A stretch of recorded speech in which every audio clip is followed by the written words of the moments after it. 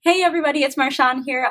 Welcome to Book Crush. I am here to give you a book review on this book right here. It's called The Bluest Eye by Toni Morrison. And for me, I loved this book, and let me tell you why. Okay, so I have like a somewhat secret obsession with the concept of beauty. So this book follows an 11-year-old girl by the name of Pecola, and she is, how do I put it? She's a very sweet, sweet girl, very shy, but also very ugly. And now, when she was born, her mother said, and I quote, "I knew she was ugly."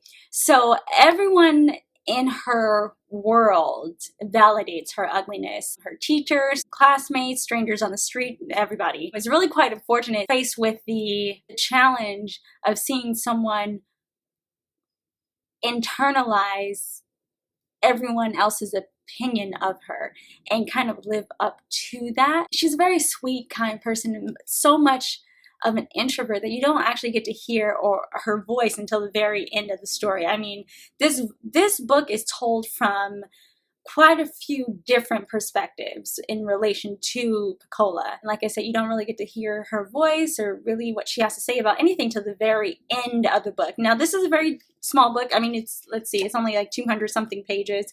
It's to me, I thought it was an easy read. The only thing is you do have to focus when you're reading this book just to absorb everything in so few pages. But Toni Morrison is genius. I love her writing style. It was very poetic. And anyways, basically it's a heartbreaking book. It's really quite sad. There's a lot of challenges that Pecola faced. She's only 11 years old.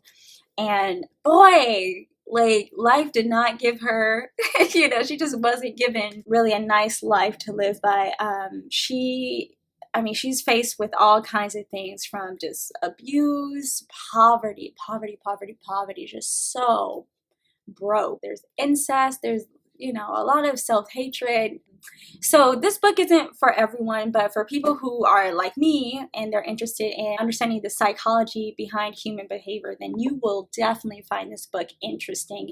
And it just resonates so well, especially within the Black community. Pecola is described as someone who has extremely dark skin. I think they described it as I think Toni Morrison describes it as midnight black skin. She has dark skin, she has close-set eyes and a short forehead.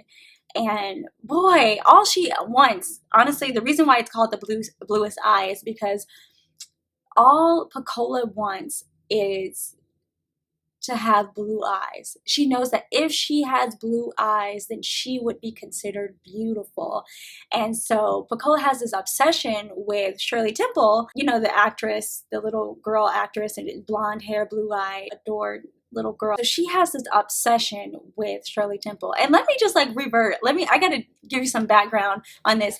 The story is set in 1930s Ohio, okay? And it's in a small town. Everybody seems to kind of have to know each other. So she has this obsession with Shirley Temple and blue eyes, and she just gets treated that way. And it just goes to show you that sometimes when you look a certain way, you get treated differently. There's another little girl that's introduced into the book, and I don't remember her name exactly, but she's the complete opposite of Pecola. She has fair skin, green eyes. I guess she comes from an okay family. They live in a nicer part of the neighborhood and everything.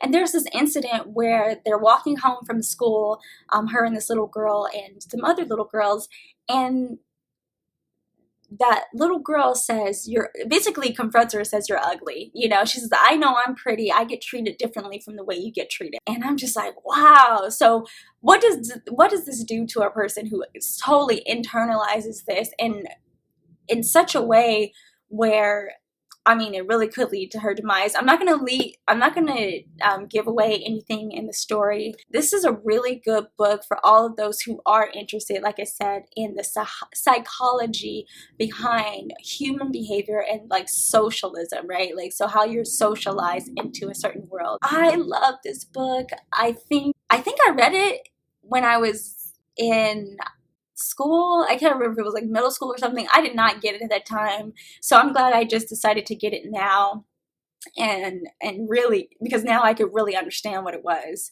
So I'm not sure if this should be something that you read in middle school. Maybe I just wasn't able to understand it in middle school. I don't think it's a middle school type of book though. It's really deep.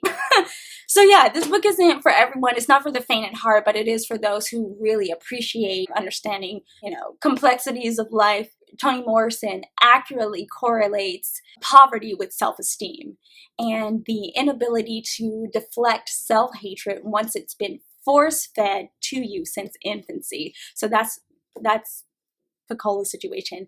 And so go ahead and pick it up. And that's all I have for you today. Come back for some more books reviews. I'll have that for you in the future. And that's it. So talk to you later. Bye.